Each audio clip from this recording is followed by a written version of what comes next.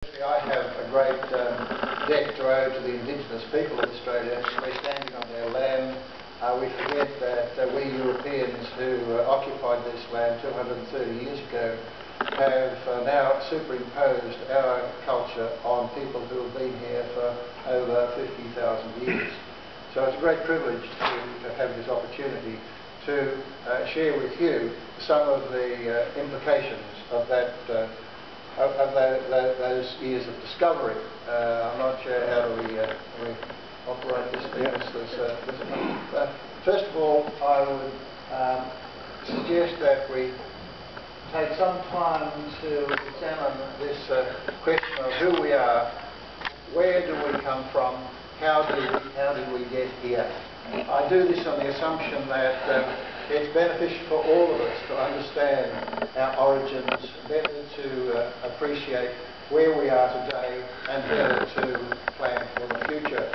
So in this exercise, it's one of, I would say, reconnecting to nature, reconnecting to humanity and to the cosmic spirit, which is an issue that has been discussed at great length, many aspects of this assembly. So I'll begin in a scientific way by reminding us of what happens what happened about 14 billion years ago, the Big Bang. And from the Big Bang, the cosmos was developed, and our little planet first began as a rocky sphere. I just want to remind us of the layers of the Earth on which we live, and how the present layer, or the human layer, the conscious layer, has come into being almost apparently from very little, from nothing, from rocks in this case. After the lithosphere, for a couple of billion years, we reached the stage of the development of the hydrosphere, the watery planet, the origin of the oceans, and another billion years later, the oxygen was extracted from the rocks, and I'm jumping ahead of myself with this rather sensitive instrument. The origin of the atmosphere, only halfway through the time scale of this planet. From the atmosphere, the origin of life, and from life, after another billion years, we arrived. We arrived on this surface which Teilhard de Chardin has called the noosphere, the layer of consciousness, the layer of human activity. And when we stop to contemplate the amazing, this is a very sensitive instrument. I'll switch using the mouse, I think, but how we came from almost nothing, from the Big Bang, to here we are today. That is one of the great mystery of contemplation, which fascinates me in the passage of my geological career. And it's one which opens up many challenges of a spiritual or religious nature. We've heard frequently in sessions in this exercise, at this meeting, we are in moments of transition from a world divided by inequality, poverty, and divided by religion, to a world united now, and I'd say united in diversity. One of the precious things we have to protect is the diversity, not only of the plants and animals, but of cultures. And I guess that's being wonderfully expressed in the whole agenda of this meeting. So this paper is based on our future through the notion towards the human family. And Ben has introduced the Blood Foundation, and Paul and Kate will take on the question of some relationship with Indigenous Australia and the aspects of the work in Thailand and Burma.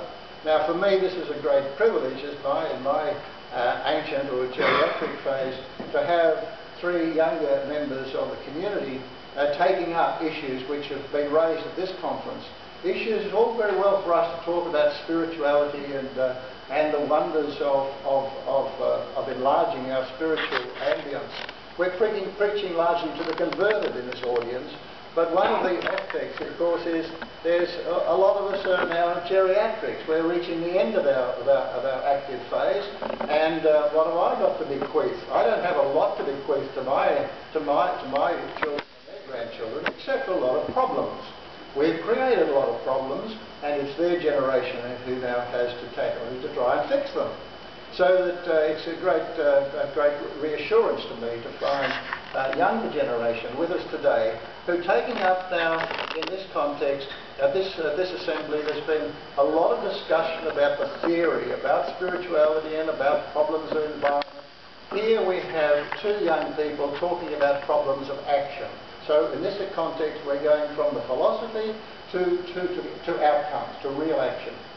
So I think that's a sort of context in which this environment is particularly important. Now my credentials, the personal journey, well, I'm a geologist by training, archaeology by providence. I keep falling over old bones out in the bush, and so a trail of archaeologists who follow my footsteps in one way. My ancestry, I come back to my trace, old Tom Bowler, who was born in 1840, arrived in Australia, and he was beginning of the Bowler clan. Now the extraordinary thing is, I can remember old Tom Bowler. He died at 96 when I was 6. And I'm sure I'm the only person in this room who can remember a man who was born in 1840. Now in that context, there are 2 points here. One is the importance of time, of just how much has changed in the lifetime of old Tom and myself. And secondly, Tom was an Irish immigrant. He was another invader of this country, if you like. And between us, we have managed to change the surface of the earth. The Europeans, we've done a hell of a lot to this country which we didn't understand. We've done a lot to the indigenous people also.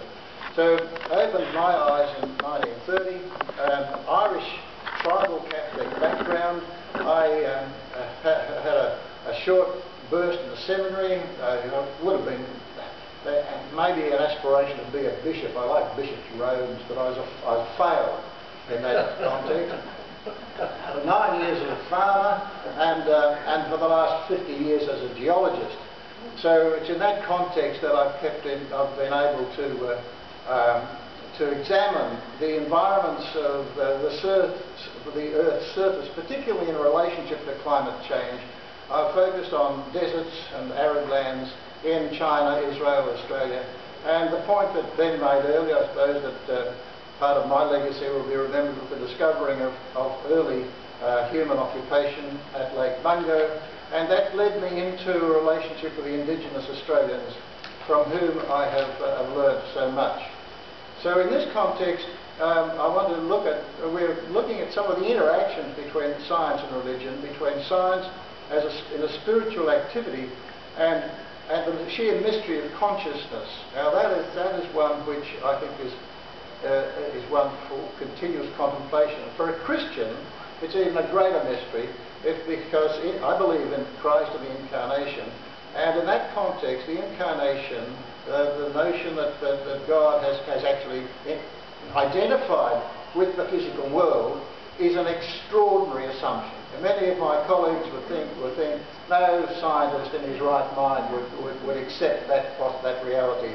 For me, it is a reality, and in that context, we can say that nature is made sacred. But having said that, that's a phrase which, unfortunately, in the whole dialogue between science and religion, which some of you may have attended, I was a bit disappointed in that the science and religion discussion was focusing still on aspects of the past. I thought we'd come through a lot of that past debate. If we accept that nature is sacred, they may be just words, but what they actually mean is taking me days and days, in fact a lifetime of meditation, to try to work out the significance of that statement. If it is genuine, then it changes who we are and the way we live. So we make that statement, but how does it incorporate it into our own persona?